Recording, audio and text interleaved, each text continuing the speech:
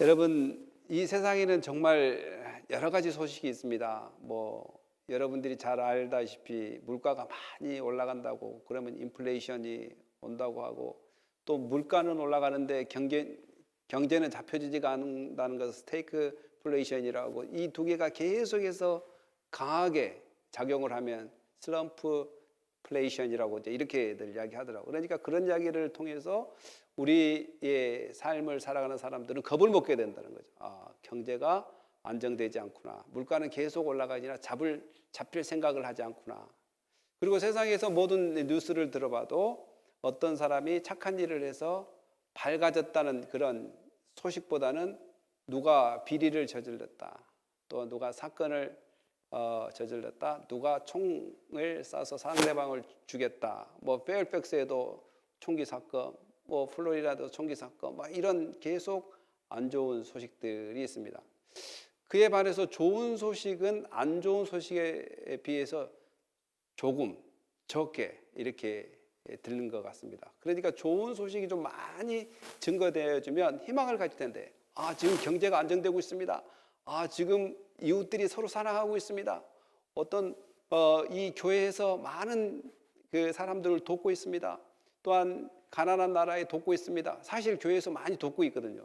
그것을 누수 안 해서 그러지, 큰 교회가 됐든 작은 교회가 됐든 막 가난한 나라 돕고 있고, 또 우크라이나에 이런 사건이 일어나면 많은 사람이 지원하고 있고, 정말 세상은 따뜻한 세상입니다, 이런 식으로 뉴스를 해주면 좋으려만, 그 전쟁 나서 지금 피난하고 있고, 지금 러시아 군과 우크라이나 군이 싸우고 있다, 이제 이런 것만 계속 이야기를 해주는 거죠. 물론 돕는다는 것도 좀 이야기해줍니다. 그러면 이 세상에 정말 기쁜 소식을 우리가 이제 듣는다면 어떤 것이 가장 기쁜 소식일까라고 이제 생각해 볼 때, 내가 잘 먹고 잘 살게 되는 모든 것들, 또한 것들을 이렇게 들었을 때, 또한 환경이 조성됐을 때, 기쁜 소식이나 좋은 소식이고. 그러나 근데 우리가 잘 생각하면 그것이 영원할까?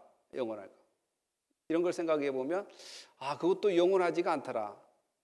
그리고 그 기쁜 소식, 듣고 싶은 소식을 듣고 난 다음에 또 우리의 마음은 그보다 한 단계 높은 것을 듣고 싶어 하는 것이 사실입니다. 그러니까 기쁜 소식, 이 땅의 기쁜 소식이 정말 어디까지 이야기가 전해져야지 기쁜 소식이 될 것인가? 그렇다면 이 땅의 소식보다 더 한 단계 높은 소식을 전해 들으면 더 기뻐하지 않을까? 또 그것을 영적인 소식이라고 이야기하는데, 또 영적인 소식은 보이지 않기 때문에 무관심해질 수 있단 말이죠. 그래서 영적인 눈이 띄지 않으면 기쁜 소식을 볼 수도 없고 또 들을 수도 없는 그런 상황입니다. 그러니까 뭔가 누가 들을 수 있고 또 볼 수 있도록 도와줘야 되는데, 오늘 이사야 선지자는 이 기쁜 소식, 좋은 소식을 들을 수 있는 그 첫 번째 단계가 무엇으로부터 시작하는지 말씀을 하고, 또한 그 기쁜 소식과 그 즐거운 소식이 어떤 소식인지 오늘 성경 말씀을 통해서 한번 나눠보겠습니다. 우리 다 한번 읽어봅시다. 시작. 주 여호와의 영이 내게 내리셨으니 이는 여호와께서 내게 기름을 부으사 가난한 자에게 아름다운 소식을 전하게 하려 하심이라. 나를 보내사 마음이 상한 자를 고치며 포로된 자에게 자유를 갇힌 자에게 노임을 선포하며 여호와의 은혜의 해와 우리 하나님의 보복의 날을 선포하여 모든 슬픈 자를 위로하되. 아멘. 여러분, 이제 이사야는 BC 720년 정도에 써있습니다. 그러니까 예수님 오기 전에 720년 전이니까. 그리고 이 720년 전에 이사야가 써가지고 앞으로 될 일, 앞으로 200년 후에 될 일, 또 250년 될 일, 이 일들을 계속 기록해 나갑니다. 580년 정도에 대해서 이스라엘 백성들이 바벨론 포로가 될 것이고, 또 70년 동안 거기서 포로 생활을 할 것이고, 다시 400년 전후에 이렇게 돌아올 것이다. 500년 후반에 400년 초에 그들이 다시 돌아올 것이다. 이제 이런 예언들이 들어왔다 보니까 BC 720년에 이 이사야가 쓴 것이 해석하기가 상당히 쉽지 않아요. 지금도 신학자들도 그러고 목사님들도 설교하기가 쉽지 않아요. 이 말이 그때 그 당시에 이루어졌단 말인가? 앞으로 이런 일이 일어나야 된다는 말인가? 왜냐하면 이 사건이 뒤죽박죽 됐어요. 만약 1절과 3절을 읽어보면 마치 앞으로 될 일처럼 보이지만 또 4절부터는 성전을 재건하고 뭐 이러니까 그러면 또 생전에 그때 바벨론 포로 와서 누가 성전을 재건합니까? 근데 스룹바벨이 이제 이렇게 들어와서 이제 느헤미야가 이제 와서 성전 재건을 다 한단 말이죠. 그러면 그때 일어난 일일까? 뭐 이렇게 착각이 생길 정도로 이 말이 어렵단 말이에요. 그래서 이제 우리가 이 예언서를 볼 때 이제 요한계시록도 마찬가지입니다. 이 예언서 앞으로 될 일에 대해서는 늘 점진성으로 봐야 돼요. 점진성. 그러니까 지금의 회복도 포함되고 앞으로 회복도 포함되는 점진성, 계속 점진해 나가면서 완성해 나간다는, fulfill, 채워 나간다는 그러한 의미로 하나님의 성취를 보지 않으면 그때 그 이야기일까? 앞으로 그 이야기일까? 앞으로를 보면 또 그때 그 이야기가 있고 이렇게 된단 말이죠. 그러니까 이 의미들을 영적인 의미와 육적인 의미도 또 포함되어 있습니다. 실제적으로 육체적으로도 그들이 공급을 받고 육체적으로도 성전이 지워졌기 때문에 그렇습니다. 회복되어지고. 그러나 그 회복됨이 영원했냐? 다시 또 파괴가 일어납니다. 로마로부터. AD 70년에 티투스 황제로부터 예루살렘에서 완전히 파괴가 되어버리잖아요. 그러면 도대체 저 이야기를 우리가 회복됐다 라고 하는데 정말 회복된 것인가? 이렇게 이야기를 하다 보면 정말 헷갈리단 말이에요. 성도님들도 많이 헷갈립니다. 예수님께서 메시아가 오시며 십자가 위에서 모든 죄를 해결하시고 다 끝날 줄 알았는데 또 뭐가 기다려요? 또 뭐가 기다리죠? 또 예수님이 다시 온다는 거예요. 다시 Second Coming, 다시 오실 때 완성된다는 거예요. 그러니까 이만큼 왔으면 해결될 줄 알았는데 안 되고, 또 그 메시아가 오면 해결될 줄 알았는데 해결된다고 해서 십자가까지 사건 다 이루시고 부활하시고 승천하는데 또 뭐가 기다려요? 다시 오시는 것까지. 그래서 이게 점증적으로 성취를 이루어간다라고 이제 표현은. 그래서 오늘 이 말씀도 어떻게 보면 주 여호와의 영이 내게 임하셨으니, 그러니까 이 모든 일은 아까도 이야기했다시피 기쁜 소식을 들어도 기쁜 소식을 느낄 수 없고, 기쁜 소식을 봐도 볼 수 없는 것은 볼 수 있는 눈과 볼 수 있는 귀가, 들을 수 있는 귀가 내 혼자로는 절대 할 수 없다는 것을 우리는 발견하게 됐는데, 바로 여호와의 영이 내게 내리셨을 때 이 참다운 소식, 참다운 기쁨을 우리는 발견하게 됩니다. 오늘 이 화자, 오늘 주 여호와의 영이 내게 내리셨으니, 내게가 누굴까요? 예? 여기서 지금도 이 결론이 안 났어요. 다 세 사람으로 합니다. 고난받는 종, 메시아, 선지자. 이 세 사람으로 지금 어떤 사람은 선지자다, 어떤 사람은 이사야에서 계속 종에 대한 노래가 나와요. 그래서 하나님의 종이다. 그 종이 누군가는 모르지만 하나님의 종이다. 그리고 기다릴 메시아다. 내게 내리셨다. 그러니까 이제 여기에서는 다이렉트로 믿는 사람이라고 이야기는 할 수 없습니다. 왜냐하면 그때 그 당시 여호와의 영이 내게 내리셨으니 이는 여호와께서 내게 기름을 부으사, 기름을 붓는다는 거 여러분들 다 알 것입니다. 뭐 제사장이나 왕이나 이런 선지자나, 보통 구약에서 가장 실제적으로 많이 언급된 것은 뭐냐면 왕과 제사장은 기름을 많이 부어서 세웠어요. 근데 선지자는 기름 부어 세웠다 말이 잘 안 나와요.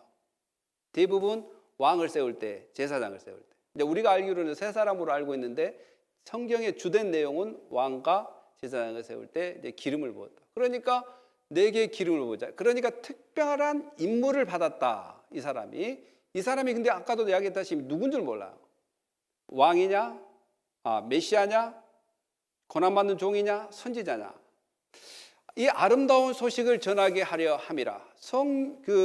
하나님의 영이 임하니까, 그 하나님의 그 기름 부음이 임하니까 소식을 전하는 사람으로 사명을 받게 됩니다. 그리고 늘 기름 붓고 또한 하나님의 영이 임한 사람은 거한다라고 표현하고, 또 이렇게 이야기하면 또 이렇게 생각할 수 있어.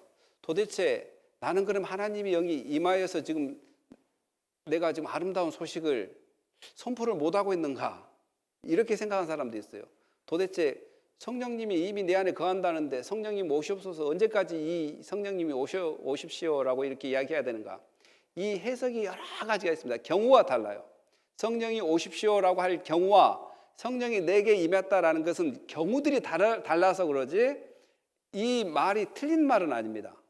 그러면 예를 들어서 주 여호와의 영이 내게 내리셨으니 라고 이야기했으니, 앞으로 이제 미래에 대해서 이야기를 합니다. 이거는 내 영이 완전히 내게 임했는데 그 임한 것을 가지고 사역을 했는데, 그러면 이 선지자라면 이미 선지자가 됐을 때 영이 임했지 않았을까요? 이미. 근데 또 영이 임할 때 이렇게 된다. 이런 것들을 우리가 말장난처럼 들리는데, 성령께서 내게 임하셨다라는 것은 늘 우리가 생각해야 될 것은 내게 성령께서 내재해 주셨는데, 사도 바울도 그러고 베드로도 그러고 요한도 그러고 이미 예수를 믿고 또한 성령 충만하여 방언도 하고, 그러면서 또 그들이 복음을 증거할 때마다 성령이 충만하기를 간절히 기도했단 말이에요. 사도행전에 실제로 나와요. 그럼 도대체 그 성령은 뭔가? 그래서 사역적인 측면에서 성령의 능력을 강구하는 측면으로 봐야 된다. 이것도 마찬가지로 내 기름 부자 가난한 자에게 아름다운 소식을 전하는. 그래서 사역을 이룰 수 있는 능력, 또한 그 사역을 감당할 수 있는 하나님의 힘, 권능을 이야기한다라고 볼 수 있습니다. 그래서 나를 보내사, 그러니까 우리가 늘 이야기하는 것은 하나님 안에 거하는 것뿐만 아니라 뭣도 된다고요? 보내심도 받게 된다는 거예요. 하나님의 영이 임하면 사명을 받게 된다. 사명을 받게. 바로 상한 자를 고치며 포로된 자에게 자유를, 갇힌 자에게 노임을 선포하며 여호와의 은혜의 해와 우리 하나님의 보복의 날을 선포하며 모든 슬픈 자를 위로하되. 여러분, 인간이 성령이 임하면 가난한 자에게 아름다운 소식을 증거한 것뿐만 아니라 보내심을 받아서 상한 자를 고치며 포로된 자에게 자유를 줄 수 있을까요? 어떻게 생각하세요? 인간이 참 이거 하기란 쉽지 않습니다. 그래서 다이렉트로 처음에 이제 어떤 목사님들이 이 설교를 할 때 기독교인이라고 이야기해요. 성령이 여러분 각자에게 임하면 이런 일을 할 수 있다고요. 근데 예수님은 이걸 어떻게 설명하느냐면, 한번 봅시다. 예수께서 시작. 예수께서 그 자라신 곳 나사렛에 이르사 안식일에 늘 하던 대로 회당에 들어가서 성경을 읽으려고 서심해 선지자 이사야의 글을 들이거늘 책을 펴서 이렇게 기록된 데를 찾으시니 곧 주의 성령이 내게 임하셨으니 이는 가난한 자에게 복음을 전하게 하시려고 내게 기름을 부으시고 나를 보내사 포도된 자유에게 자유를, 눈먼 자에게 다시 보게 함을 전파하며 눌린 자를 자유롭게 하고 주의 은혜의 해를 전파하게 하려 하심이라 하였더라. 그리고 20절에 오늘 이 자리에 이 듣는 너에게 이미 이루어졌다라고 4장 21절에 이야기합니다. 그러니까 본인이 이 일을 이루는 사람. 그래서 대부분의 학자들은 아까 이사야 이 장을 메시아로 이렇게 해석을 하는 경우가 있습니다. 예수 그리스도. 그러니까 자유를 주고 이렇게 갇힌 자를 풀어줄 수 있는 분은 우리가 아니라 예수님이라는 거예요. 예수님. 그리고 그 예수님은 은혜도 선포할 뿐만 아니라 보복의 날을 선포한다. 그러니까 은혜와 보복은 함께 선포되는 거 여러분 아시죠? 복음을 선포할 때 주 예수를 믿으라. 그러면 너와 내 집이 구원을 얻는다라고 복음을 선포할 때 반대로 뭐가 선포되는 거예요? 믿지 않으면 구원을 못 받는다는 것이 한꺼번에 선포되는 것입니다. 그러면 우리가 예수님이 이 일을 할 수밖에 없는데 그럼 우리는 어떤 일을 해야 되는가? 어떤 일을? 바로 예수님이 이 일을 하기 위해서 오셨다는 것을 우리가 말하는 것입니다. 예수님께서 상한 자를 고치고 포도된 자를 자유케 하고 갇힌 자를 풀어준데 바로 이 일을 예수님께서 하시는데 그러면 우리는 무엇을 할 수 있는가? 이 상한 자를 우리가 고칠 수도 없고 포도된 자 놓칠 수는 없지만 이 일을 하신 분이 오셨다는 것은 우리는 말할 수 있다는 거예요. 우리는. 그러니까 예수님께서 상한 자를 고치신데 포로된 자를 자유케 하신데 갇힌 자에게 노임을 주신데 또 은혜의 해와 보복의 날을 선포하신데 곧 예수님께 오십시오. 예수를 믿어야지만이 우리에게 희망과 비전과 소망이 있습니다 라고 우리가 바로 증거 또한 소리 또한 소식이 돼야 된다라는 것입니다. 우리 자체가 강한 가난한 자를 또한 상한 자를 포도된 자를 갇힌 자를 슬픈 자를 위로한 것이 아니라 그 예수께서 하신다라고 어디에 나왔죠? 마태복음 5장과 7장에 복 있는 사람 악인의 꼴을 쫓아하고 슬픈 사람 위로하고 이렇게 해서 팔복을 이야기하면서 이 모든 것을 예수님께서 하신다. 그래서 오늘 우리가 예수 그리스도의 이름을 증거하는 것은 뭐냐면 바로 이것을 예수님께서 할 수 있는 능력이 있고 그를 믿는 자가 노임을 받을 수 있고 해방이 될 수 있다라는 것을 이야기합니다. 사랑하는 성도 여러분, 그러면 예수님께서 성경 읽을 때 예수님께서 일어섰어요? 앉으셨어요? 예, 일어섰어요. 이제 그래서 대부분 성경을 읽을 때 많이 일어섭니다. 그리고 이제 성경 읽고 이제 앉아서 이제 가르쳐요. 이것이 회당에서 그렇게 했던 거죠. 그러니까 오늘도 우리 성경을 읽고 그 다음에 이제 프리칭 그에 대해서 인터프리테이션 해석을 하잖아요. 이것이 원래 근본 설교입니다. 설교가 그 막 자기 이야기 막 이런 것은 그 성경을 이해하기 쉽게 하기 위해서 이그젬플을 드는 것이 사실은 성경을 읽고 거기에 대해서 해석하는 거예요. 그래서 예수님도 구약 성경을 읽고 자기가 바로 그다. 바로 이 일을 이루기 위해서 이 땅에 오셨다라는 것. 물론 이제 그러면 이것은 영적인 측면이지만 그러면 이스라엘 백성들이 포로로 갔다 온 상황도 매치가 돼야 안 돼요. 이스라엘 백성들도 포로로 가서 귀환된 상황도 매치가 된단 말이에요. 그들이 상할 대로 상했어요. 육체적으로도 영적으로도 이방 땅에 잡혀가서 노예처럼 사는 사람도 있고 귀족처럼 사는 사람도 있어요. 그러나 대부분 이방 땅에서 예배 생활도 잘 하지 못하고 이스라엘 백성으로 정체성을 가지고 살기에 쉽지 않았습니다. 다니엘 같은 경우는 왕의 진미를 거절하면서까지 예루살렘을 향하여 기도를 하고 그랬지만 다 그랬겠냐 그런 거죠. 다 그럴 수는 없죠. 그러니까 영적으로도 피폐해지고 물질적으로 피폐해지고 육체적으로 피폐해진 그런 상황도 겸하여 연결시킬 수 있다는, 바로 영적인 측면과 육적인 측면, 이스라엘 백성들이 너희가 회복이 된다. 이제 그것을 바로 이제 예수님께서 본인이 그 이야기를 하면서 이스라엘 백성 그 당시에 이사야 시대에 또한 선포했던 말씀이 바벨론 포로로 귀환한 사람들이 무너진 성전과 그들의 무너진 민족의 정체성을 다시 회복할 수 있는 길을 하나님께서 열어준다는 의미와 또한 예수님께서 영적인 측면에서 또한 모든 영혼들을 구원해 가겠다는 그러한 이야기를 함으로써 회복을 시켜준다는 이야기를 3절에 이야기합니다. 한번 읽어볼까요? 시작. 무릇 시온에서 슬퍼하는 자에게 화관을 주어 그 죄를 대신하며 기쁨의 기름으로 그 슬픔 대신하며 찬송의 옷으로 그 근심을 대신하고 그들이 의의 나무 곧 여호와께서 심으신 그 영광을 나타낼 자라 일컬음을 받게 하려 하심이니라. 그 백성들을 다시 불러다가 결국은 하나님의 영광을 나타낼 자로 하나님께서 사용하신다는 거예요.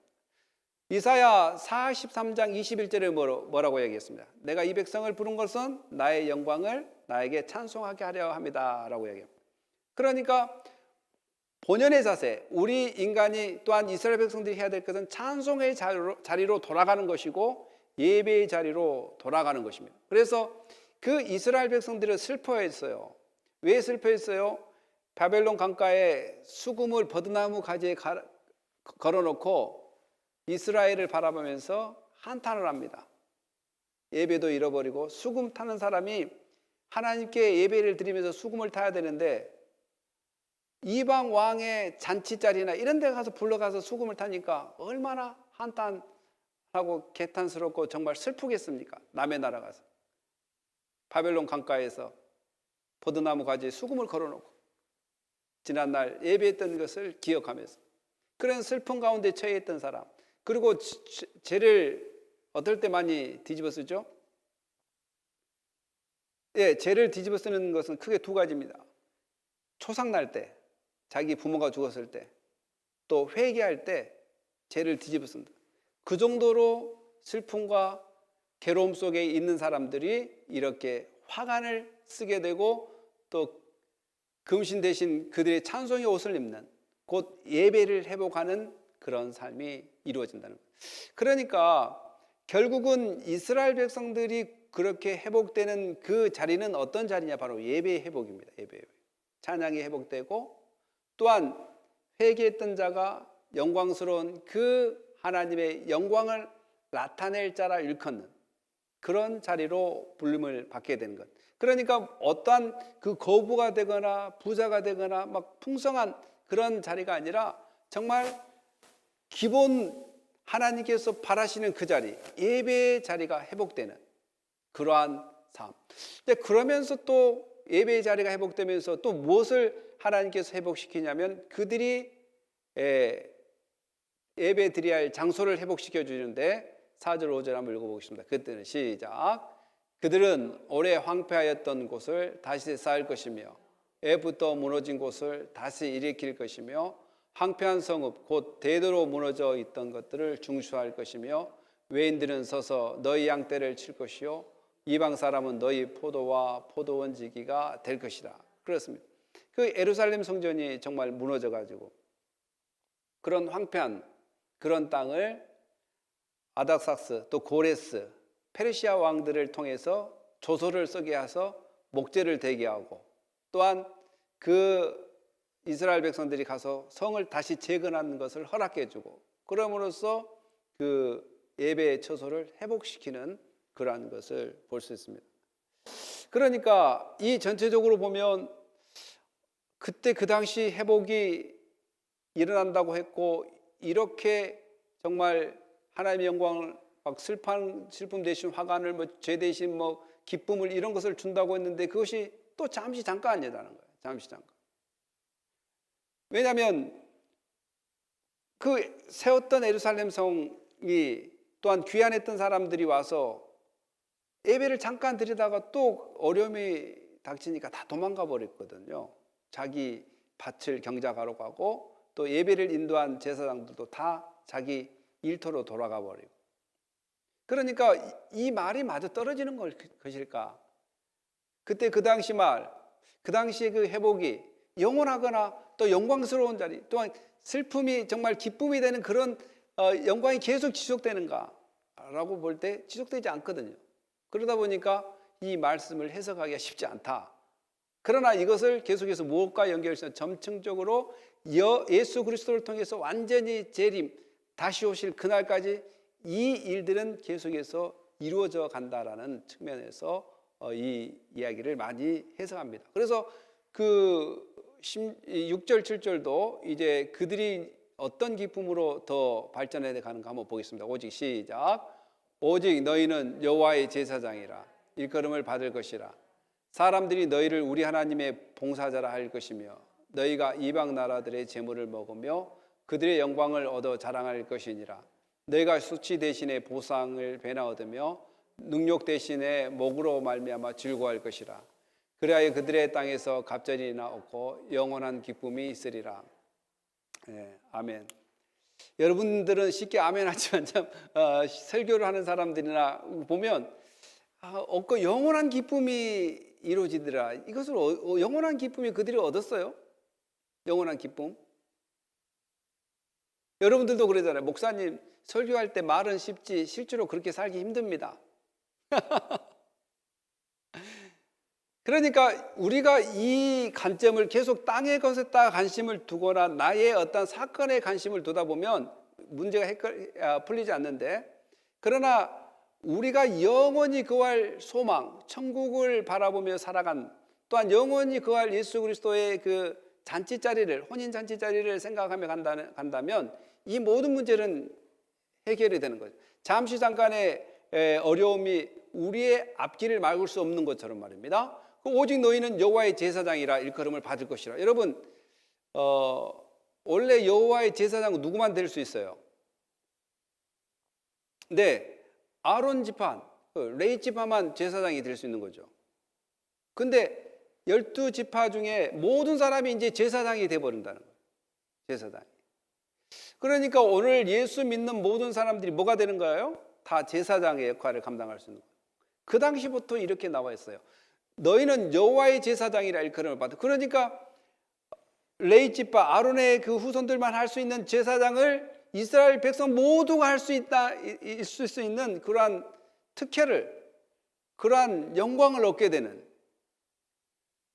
그리고 더 나아가서는 하나님의 봉사자로 부름을 받은, 하나님께 이렇게 봉사할 수 있는 사람은 레위 족속들이 성전에서 할 수밖에 없었는데 이제 모두가 하나님께 봉사할 수 있고 제사장의 역할을 감당할 수 있다. 그러니까 바로 이 일을 누가 열어주셨냐? 바로 예수 그리스도밖에 없다라는 것입니다. 예수님께서 휘장을 여기 찢으셨어요. 어떻게 찢으셨냐면 십자가의 사건을 통해서 위에서부터 아래로 휘장이 확 찢어지면서 이제는 성소에 담대 예수 그리스도의 이름으로 하나님 앞에 나갈 수 있도록 예수님께서 길을 열어 놓으셨어요. 그래서 예수님이 길이요 진리요 생명이라고 하는 거잖아요. 길이 천국만 가는 길이 아니라 하나님 앞으로 담대히 나갈 수 있는 길이 예수님으로부터 만들어졌다. 그렇기 때문에 우리가 정말 소식을 증거해야 되는데 이런 길도 예비해 놓고 우리를 영원한 소망과 비전을 꿈꾸게 하신 그 예수님이 있다는 것을 우리가 소유할 뿐만 아니라 이 소유된 예수 그리스도의 능력을 소식으로 증거돼야 된다는 것입니다. 이것은 성령을 받고 성령의 능력을 받고 권능을 받는 사람은 이 일을 이룰 수 있는 힘이 생깁니다.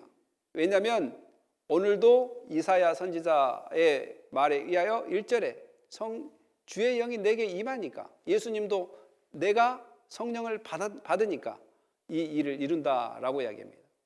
그리고 그 제사장이 이제는 이스라엘 모든 12지파가 제사장이 될 수 있고, 또 이것을 확대 해석하면 예수 그리스도를 통해서 오늘 이방인이나 이스라엘 백성이나 모두가 제사장이 되고, 또 장자만 받을 목이 있어요. 장자는 몇 목을 받을 수 있죠?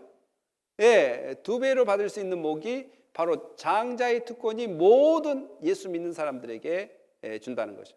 그러면 여기서 우리가 알아볼 것은, 그러면 장자의 특권을 받아서 뭐 할 것인가? 도대체 장자의 특권이 뭔가? 그리고 제사장이 되면 무엇을 하는가? 이런 것들이 이제 우리에게 생각해 봐야 될 문제입니다. 장자의 특권, 물질적인 측면도 있겠지만 이 세상에서 여러분들이 가장 소중하고 귀한 것이 뭐냐라고 물어본다면 뭐라고 이야기할 수 있겠습니까? 이 세상에서 가장 소중한 것, 가장 귀한 것, 이것은 없앨 수도 없고 없어지지도 않는 그런 것이 돼야 되지 않겠습니까? 바로 우리가 영생을 소유했다는 것이 이 세상에서 가장 소중한 것이 아닐까요? 돈은 열심히 해서 벌 수도 있고 또 없어질 수도 있지만 또 죽으면 가져갈 수도 없지만 이 영생이라는 것은 어떻게 없앨 수도 없고 어떻게 내 마음대로 될 수 있는 것이 아닙니다. 이 영생은 예수 그리스도를 통해서만 받을 수 있고 예수 그리스도 때문에 받은 그 은혜의 선물이기 때문에 우리는 이 세상에서 가장 값주고 귀한 걸로 우리는 인식하고 믿어야 될 줄 믿습니다. 여러분, 여러분이 가지고 있는 영생 무엇과 바꿀 수 있을까요? 우리는 영생을 가졌고 무엇과 바꿀 수 없는 이 영생이 있기 때문에 소망이 있고 이 세상에 어떤 것보다도 우월합니다. 그래서 어떤 것보다도 바꿀 수가 없어요. 영생을 소유한 사람의 특징은 지금까지 뭐가 된다 그랬어요? 예배의 회복이라고 이야기했어요. 찬양의 옷을 입게 된다 그러고 제사장의 역할을 감당한다고 얘기했어요. 곧 예배의 회복이 일어난다는 거예요. 그래서 영생을 소유한 사람들의 특징은 예배를 사모합니다. 이 예배는 공동체의 예배뿐만 아니라 개인의 삶의 예배, 두 가지 측면에서 다 거룩한 삶을 유지하기 위해서 하나님의 도움을 청합니다. 그러니까 삶 속에 내가 말씀에 입각하여 오늘 하나님께서 가라고 한 곳, 여러분이 머물러 있는 곳, 직장이면 직장, 가정이면 가정, 머물러 있는 곳에서 하나님께서 나에게 뭐라고 이야기하는지, 어떻게 살기를 원하는지 이렇게 물어보면서 동행을 해야 됩니다. 그것을 삶의 예배라고 이야기하고, 또 우리가 그런 삶 속에서 또 공동체로 모이는 예배 가운데 하나님께 영광을 돌리는, 그래서 공동체 안에서도 영적 가족임을 확인하고 또 서로 돌보고 섬기는 그런 것을 볼 때 하나님이 진정 기뻐합니다. 그래서 오늘 교회에 오는 것도 권사님은 성도들을 한 사람 한 사람 보면서 어떻게 잘 지내는지, 또 지사님들도 그러고 청년들은 또 권사님이나 지사님들의 그 가르침을 잘 따라서 이렇게 아름다운 영적 공동체가 성장되어 가는 것을 예수님이 보면 어떨까요? 아주 기뻐할 것입니다. 하나님이 보면 어떨까요? 아주 행복할 것입니다. 나의 영적 자녀들이 서로 가르치고 세워가고 사랑하고 간다면 얼마나 좋겠습니까? 그래서 오늘 제사장이 됐다는 것, 2배의 보상을 받았다는 것은 정말 우리가 영적인 이 생명, 영생이 2배나 될까요? 2배, 3배, 4배 어떤 것들을 다 대입시켜도 표현할 수 없는 이 기쁜 소식입니다. 사랑하는 성도 여러분, 우리는 이미 기쁜 소식을 가지고 있습니다. 뭐 세상에는 인플레이션이네, 스태그플레이션이네, 슬럼플레이션이네 여러 가지 어려운 상황을 이야기했지만 우리나 그런 상황을 들어도 끄떡없이 오늘도 기뻐하며 즐거워하고 감사하고 찬양할 수 있는 것은 소리를 가진 사람, 소식을 가지고 있는 사람, 그 소식도 나쁜 소식이 아니라 좋은 소식, 곧 예수님은 이것을 복음이라고 이야기합니다. 복된 소식을 가지고 있는 사람, 영생을 가지고 있는 사람, 그 영생을 가지고 있는 사람이기 때문에 오늘 우리는 감사하며 기쁘며 즐겁게 살 수 있습니다. 그래서 여기서 보면 능력 대신에 목으로 말미암아 즐거워할 것이다. 그리하여 그 땅에서 갑절이 없고 영원한 기쁨이 있으리라. 아멘. 예수님 때문에 기쁨이 있습니까? 진짜입니까? 사실 없을 때도 있잖아요. 그러나 없을 때도 기쁨은 준비되어 있지만 내가 기쁨을 잠깐 스탑 이렇게 커넥션을 안 한 것뿐입니다. 사실은 우리가 이미 은혜를 받은 사람입니다. 그래서 항상 기뻐하라, 쉬지 말고 기도하라, 범사에 감사해야 되는 것이 오늘 우리가 해야 되는데 왜 그렇습니까? 기쁜 소식을 소유한 사람들입니다. 기쁜 소식. 그리고 그 이사야 선지자가 이야기했다시피 뭘 이야기합니까? 또 보냄을 받았다. 보냄을 받은 것이 뭐였냐? 바로 나는 너를 치료해 줄 수 없고 나는 너를 죄에서 자유하게 할 수 없고 나는 너를 감옥에서 놓일 수 없겠지만 내가 믿는 예수님은 너를 그렇게 할 수 있다라고 전하는 그러한 소식이 되지 않을까요? 오늘 우리 가운데 부르심 속에서 은혜와 또 보내심 속에서 은혜를 나누는 그러한 기쁜 소식을 전하는 그런 은혜가 우리 가운데 있기를 예수님의 이름으로 축복합니다. 기도하겠습니다. 할렐루야, 감사합니다. 오늘 우리가 소리가 되게 하시고 어떤 소리냐? 기쁨의 소리가 되게 하여 주시고 또한 우리가 갖고 있는 이 소식, 복음을 갖고 있습니다. 이 세상에 어떤 것도 바꿀 수 없는 이 기쁜 소식을 갖고 있습니다. 오늘 예수 그리스도의 그 기쁜 소식을 나만 간직한 것이 아니라 나누고, 또한 이 소식을 모르는 사람들에게 이 소식을 알려줌으로 함께 기뻐할 수 있게 하여 주시고, 우리의 삶 가운데 그리스도만 높여질 수 있고 예수 그리스도 때문에 우리가 영생을 소유했다는 이 갑절의 은혜가 풍성하게 있다는 것을 인식하고 또한 믿고 감사하며 살아가는 삶이 되게 하여 주시옵소서. 감사하며 예수님의 이름으로 기도합니다. 아멘.